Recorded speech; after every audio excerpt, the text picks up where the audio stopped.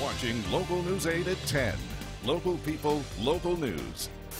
We're starting with breaking news right off the top tonight. This out of St. Louis, Missouri. That's where a police officer has been shot in what the chief there is calling an ambush. This happened just about 2 hours ago. The chief tells our ABC affiliate in St. Louis the officer had stopped at his marked patrol car when another car pulled up and shot him. The officer is said to be in critical condition. This is the second police shooting today. We will have more on the other shooting in just about 6 minutes. Good evening. Cities across Idaho, though, are trying to take a bite out of crime, and it appears to be working.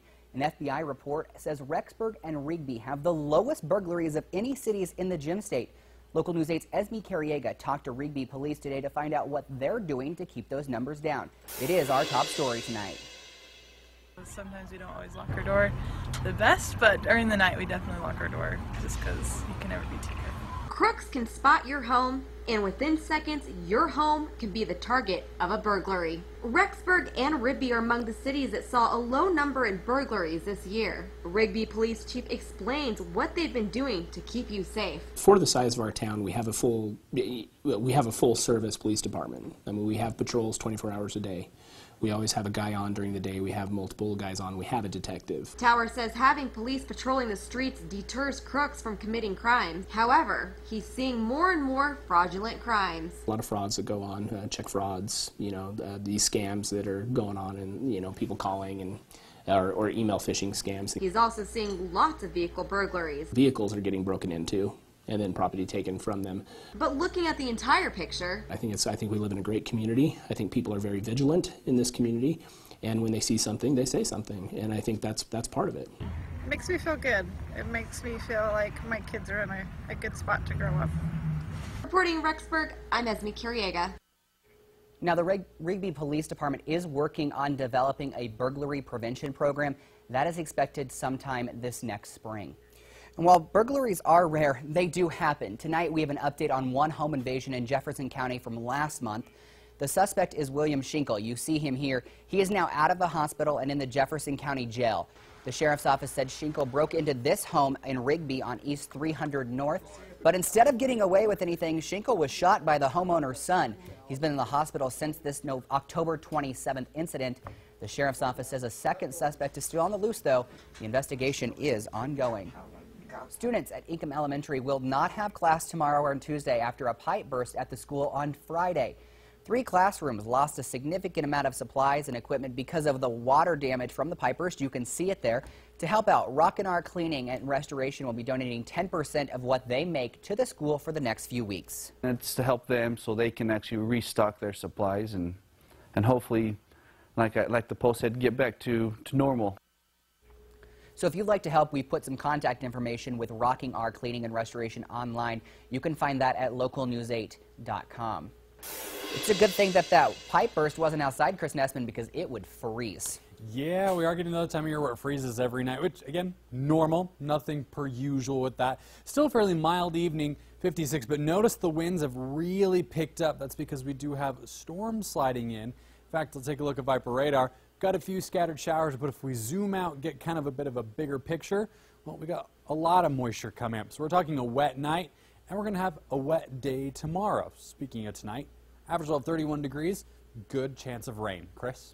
Thanks, Chris. We're going to take a look at news from around the nation now. We're headed to Texas. That's where, for the 59th time this year, a police officer has been killed in the line of duty. We mentioned that St. Louis police officer was shot earlier this evening at the top of our show. ABC's Marcy Gonzalez is on the Texas case now with what we know. Tonight, a tense manhunt in Texas for the killer who ambushed a San Antonio police officer, shooting him in the head. I've got an officer down in front of headquarters. Investigators say Officer Benjamin Marconi was in his squad car just before noon today writing a traffic ticket across from police headquarters when another driver pulled up behind him, walked up to the passenger side window and shot Marconi twice before driving off in this dark-colored car. This is everyone's worst nightmare. Investigators are now scanning surveillance video. The vehicle drove through headquarters parking lot, trying to identify the killer and his motive. We never want to see anything like this happen, and unfortunately, like Dallas, like Baton Rouge, it's happened here now. already this year, 58 other officers in this country have been shot to death in the line of duty, a more than 60% increase over last year. Marcy Gonzalez reporting. We're continuing news from around the nation. Still, we are headed to Elko, Nevada, where it is said while 4 people died in a medical aircraft crash on Friday, the pilot likely prevented more deaths by crashing the plane into a parking lot and not into nearby homes and businesses. The plane crashed just minutes after taking off from outside of the Elko airport. The twin engine was headed to a Salt Lake City hospital and apparently experienced some mechanical problems. New tonight back here at home, the Idaho Falls District of the Bureau of Land Management needs more firefighters. The district is looking for interested candidates to apply to help fight fires like the one outside of Idaho Falls this last summer. The BLM says previous experience is not needed. Applications will be accepted from November 28th through March 28th of next year. An overnight house fire in Rexburg sent flames several feet into the air. Take a look at these pictures that we got from the Rexburg Fire Department. The fire broke out around 2 o'clock this morning. When firefighters got to the home on East 3625 North, they found 2 garages burning. 2 nearby homes were in danger of catching fire. One of the homes suffered minor damage. Both garages are considered a complete loss. We don't know what caused the fires, and no one was hurt. Now at 10, a federal judge has approved search warrants allowing federal authorities to take samples from potato farmers right here in southeast Idaho. The samples will be used to check for a microscopic potato pest that's known as the Pell cyst nematode. Samples had been taken before several farmers filed the lawsuit trying to stop the testing. The nematode can reduce crop production by 80%. Testing will resume in Bingham County this week. New tonight, it has been nearly 2 weeks since the presidential election, but the results have not remained the same as ballots continue to be counted. Despite winning the Electoral College, Republican Donald Trump's distance in the popular vote is growing. According to new figures released by the AP, Democratic challenger Hillary Clinton now has more than 1.5 million more votes than President-elect Donald Trump. Meantime, a very busy weekend for the Trump transition team as the president-elect meets with a handful of top prospects to fill key cabinet positions. Yasmin Amir tells us what happened today. President-elect Donald Trump kicking off another day at his private New Jersey golf club, meeting with high-profile figures. Trump tweeted early Sunday that numerous patriots will be coming to Bedminster as he continues to fill his administration. Among those, New Jersey Governor Chris Christie, who was removed as head of Trump's transition team, and former New York City Mayor Rudy Giuliani, set to be on the shortlist for Secretary of State. The same role former Massachusetts Governor Mitt Romney, who met with the president-elect on Saturday, is also being considered for. That the president-elect was very grateful that Governor Mitt Romney came in. They had a good meeting. It was a warm and a substantive exchange, and I know he's under active consideration to be the Secretary of State of the United States, along with some other very distinguished Americans. As the transition team continues to sort through viable candidates, Trump has already made a few selections. Kansas Representative Mike Pompeo as the next CIA director, Alabama Senator Jeff Sessions as Attorney General, both of whom still need Senate confirmation, and retired Army Lieutenant General Michael Flynn for his top advisor on national security. I'm Yasmin Amr reporting. The University of Wyoming president will be making a stop in Jackson. That's to discuss the future of the college. President Lori Nichols and other school leaders will visit 10 communities, including Jackson. The school leaders want to hear the public's opinion on Wyoming's only public four-year university.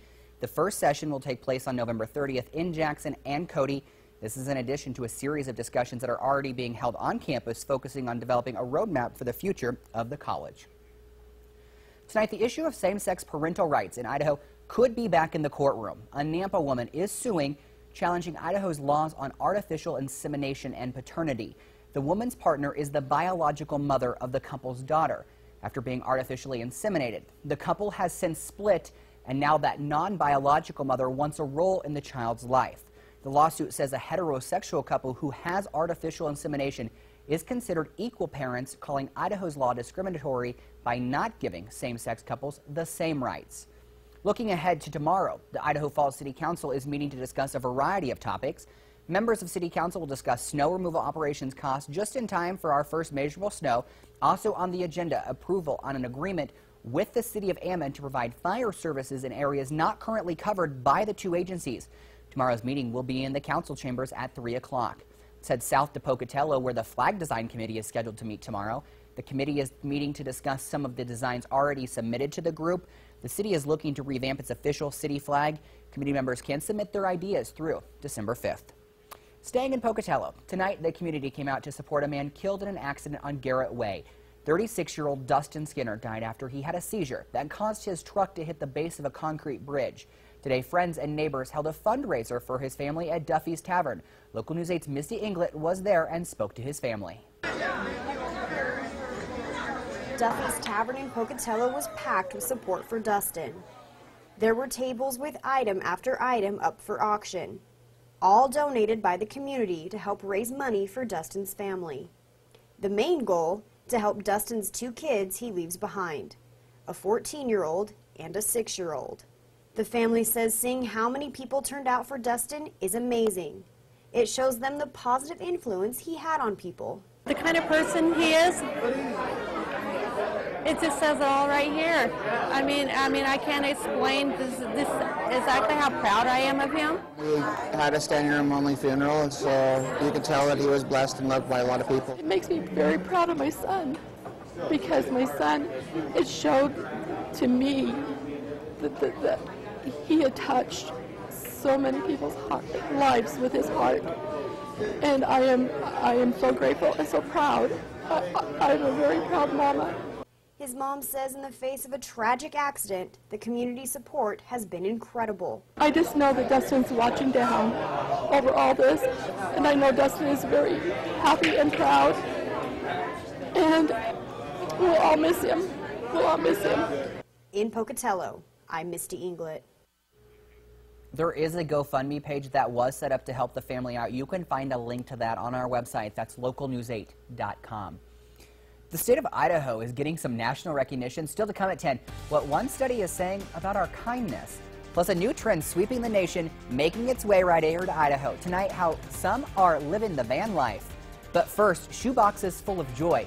Right after the break, donations pour in to help children in third world countries have a joyful Christmas. Chris?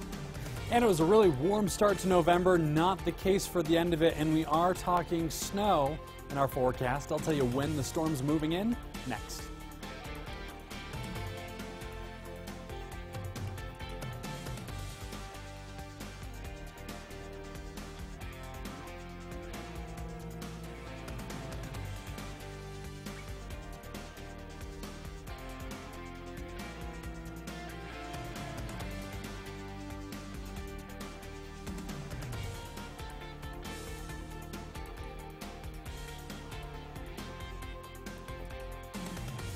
Local people, local news. You're watching Local News 8 at 10.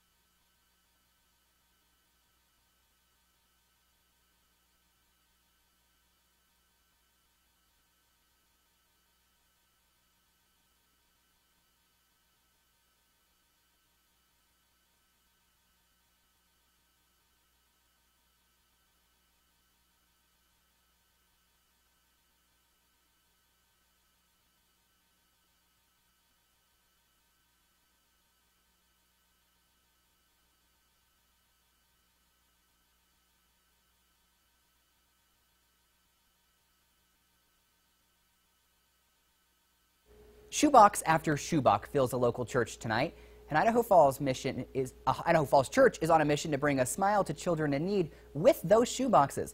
Local News 8's Theben Casahoon has this story. It's new at 10. It's National Collection Week for Operation Shoebox. Much like the Salvation Army with its angel tree, the organization strives to make a child happy during the holiday season. Community Relations Phil Hertung says the task is simple.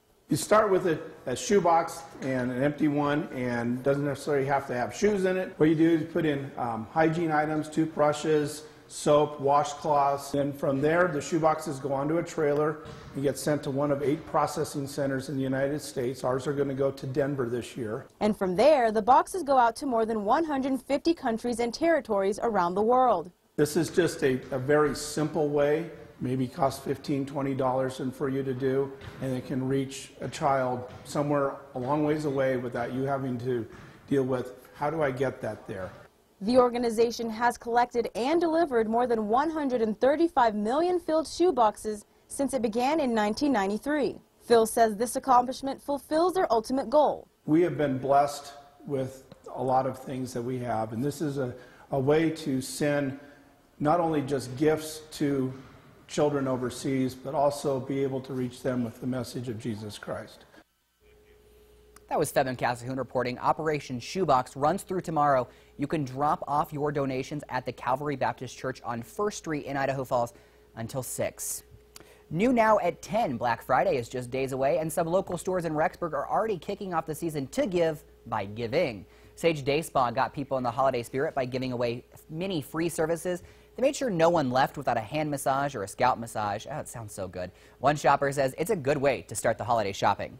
I think it's wonderful for businesses to do this because, one, it does get their name out there, and word of mouth is amazing, especially amongst women.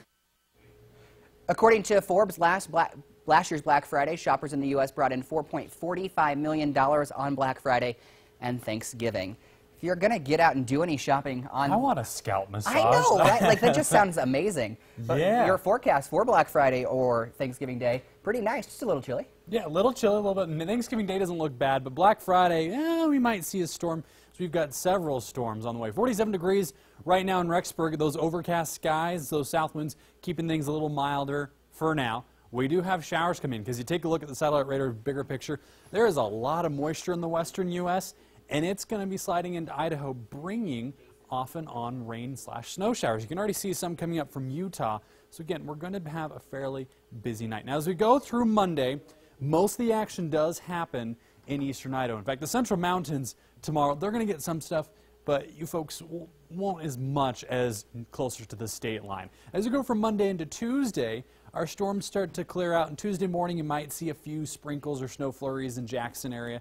That's about it. But then as we go into Wednesday, hey look, we got another storm sliding in, and this one will be bringing more snow, as it's going to be on the slightly cooler side than our current storm. In fact, the next couple of storms, each one is going to get progressively cooler as they slide through. So you see the extended forecast on the side of your screen. Notice the temperatures have a gradual cooling trend. That's what we'll be seeing for the next week or so. And overnight lows, 30s.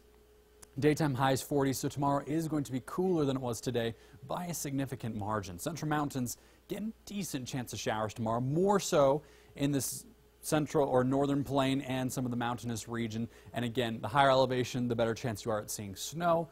Start out high, but it will slowly drop as the week goes on. High of 40 tomorrow in Soda Springs. Idaho Falls extended forecast, 50% chance of showers tomorrow, bit of a break Tuesday, another round Wednesday. And then Thanksgiving proper doesn't look too bad, but the Friday, Saturday, Sunday, another series of storms. And we are getting to where we'll see more snow than rain. Initially, like tomorrow, I don't think we'll see a whole lot of snow, maybe a little bit Monday evening in Pocatello, but it's pretty minimal. Otherwise, the temperatures slowly drop. The snowflakes slowly drop as far as where they're falling in elevation. And pretty soon, a lot of folks will start to see more of that white stuff. In the meantime, just enjoy Thanksgiving. Chilly, but we'll see some sunshine in there as well. By that white stuff, you're not talking about clouds. You're talking about snow. Yes. How much? So we could see a blanket of snow on Thanksgiving? A dusting? What are we talking about? Yeah, I'm thinking for the Snake River Plain with that Wednesday storm, maybe an inch. An inch. Because the ground is still warm enough, especially like the asphalt and stuff. Sure. It's not going to stay, but the higher elevations, couple inches. And that's what each storm's going to bring, a couple inches to the higher elevations, which good for water, good for skiing, good for snowmobiling. That kind I of know stuff. a lot of people are ready for the snow, so I think so. we will It's time. We will embrace It's it. time. Thanks, Chris. The Gem State has another reason to celebrate tonight. A new study found Idaho to be the least derogatory state in the whole entire country. The apartment finder website Abadoo.com looked at thousands of tweets to come up with this ranking. The website searched for tweets that referenced race, gender, and sexual orientation in both neutral and negative ways from June 2014 to December of 2015. So here's the listing. Idaho is the 6th least derogatory state. Wyoming, Montana, Vermont, and South Dakota are the least. Louisiana is the most derogatory. More and more people are choosing a new way of life, and it's a way that you may not believe. Still to come tonight at 10, living off the grid. Go along as we introduce you to one couple who have found van life to be the best life. Get First Alert weather anytime, on demand. Log on to localnews8.com.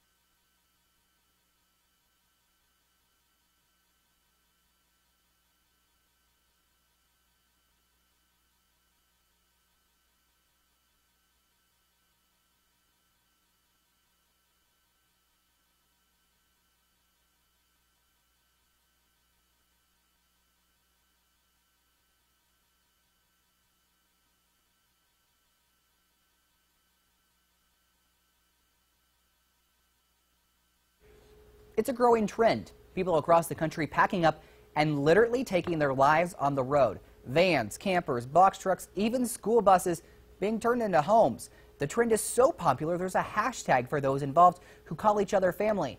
New tonight, ABC's Lauren Lister has more on why this trend is growing.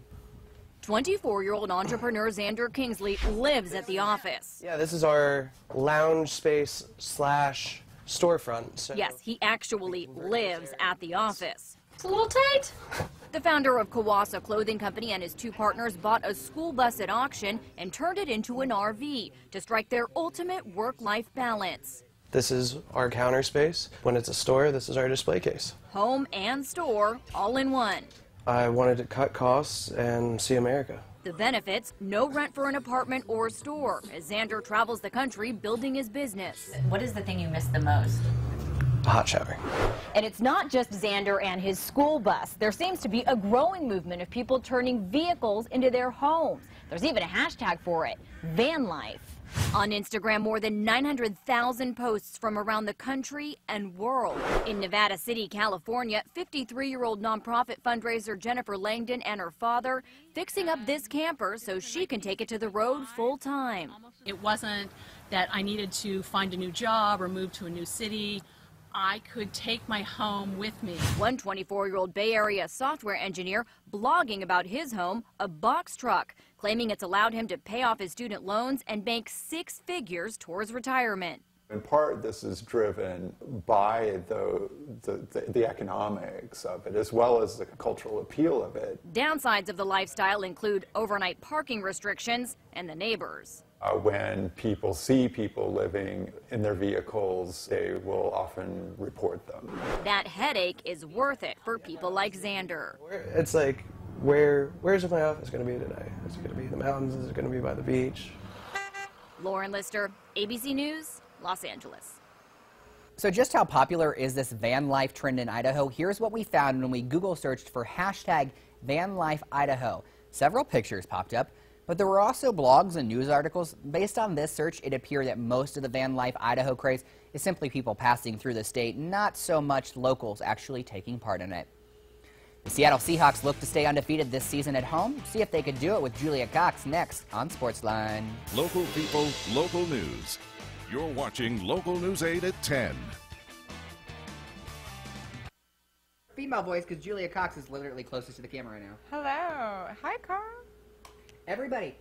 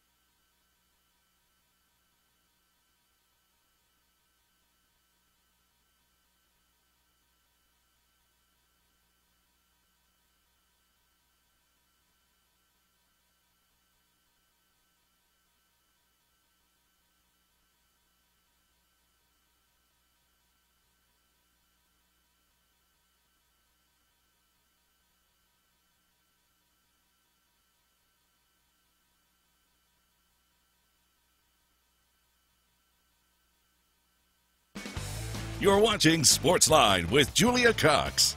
Looking to win their third straight game and stay perfect at home, the Seattle Seahawks welcome the Philadelphia Eagles to CenturyLink Field this afternoon. And to the action, second quarter, Eagles lead 7-6. Russell Wilson avoids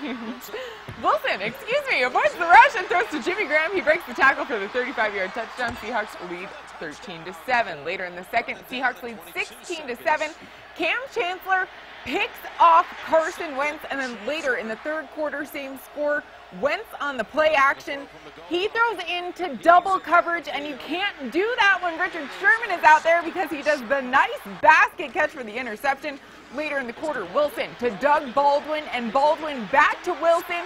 It's tricky, and it's a Seahawks touchdown. Seahawks win it 26-15. Wilson threw 18 completions on 31 attempts for 272 yards and 1 touchdown. Baldwin had 4 receptions for 104 yards, and the Seahawks improved to 7-2 and are sitting pretty in first place of the NFC West. And the Boise State men's basketball team looked to snap a 2-game losing streak in the Gildan-Charleston Classic, and they did. The Broncos beat Western Michigan 91-70, and the women were also in action today. They looked to make it 4 in a row, and they did. They beat Seattle 73-68 in overtime, so they are still undefeated on the season.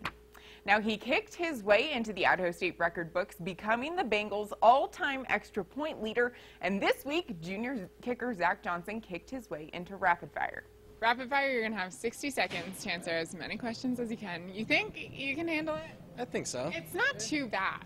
All right, ready? All right. Favorite food? Pizza. Favorite hobby? Golfing. What do you do on your off days? Sleep. Okay. Yeah. What is your favorite Thanksgiving food? Because Thanksgiving is next week. My great grandma's potatoes. Oh, very nice. Favorite thing about ISU? The friends I made in community. Cool. Celebrity crush? I'd have to say Anna Kendrick. Okay. Yeah. Very pretty. Favorite workout? Ooh. I like to do abs. Okay. Favorite TV show? The Voice. Favorite teammate? My brother. Oh, nice. Okay. And then, who is your favorite athlete in general? Favorite athlete? Tim Tebow, definitely. Very cool. Favorite football team? Denver Broncos. Favorite sport outside of football? Golfing. Okay. Yep. Nice. Favorite musical genre? Ooh. Christian rap. Okay, and then we're out of time, but I've been asking everyone to do dance moves, so what is your go-to dance move? My go-to dance move is the point the fingers and smile. Not bad. I don't know where he uses that, but that's going to do it for sports. We'll be right back after this. Local people, local news. You're watching Local News 8 at 10.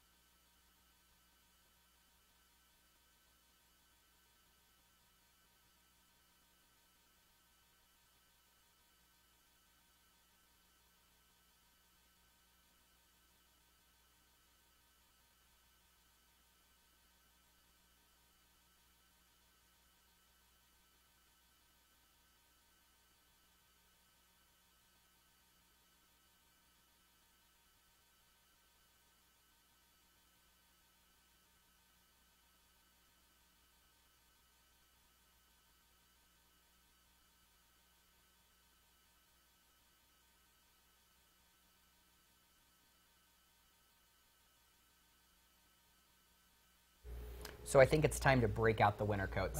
Yeah. That is so unfortunate. It's coming. Yeah, I mean, you take a look at our forecast, several storms within the next couple days, and you notice temperatures too, a slow, steady march down, just getting a little bit cooler every day, and so that will be the trend. You see Pocatello follows the same pattern. The nice part about this is your Thanksgiving Day itself won't be too bad. So if you're just traveling locally, going to some family's house for a Thanksgiving meal, it's not going to be too bad. The day before and the day after Thanksgiving, well, you'll start to see some showers and whatnot. So obviously, per usual, if you're traveling in the winter, have some blankets, the winter kits, that kind of stuff in your car. just in case conditions get a little bit on the sketchy side, which in Idaho can happen anytime. So again, Jackson, also on the chilly side, especially Thanksgiving, 32 degrees for a high. So. Chilly! I'm not looking forward to the cold. Thanks, Chris. Wake up with us tomorrow morning, 5 a.m. We'll see you back here next week. And have a good night, everyone. Bye.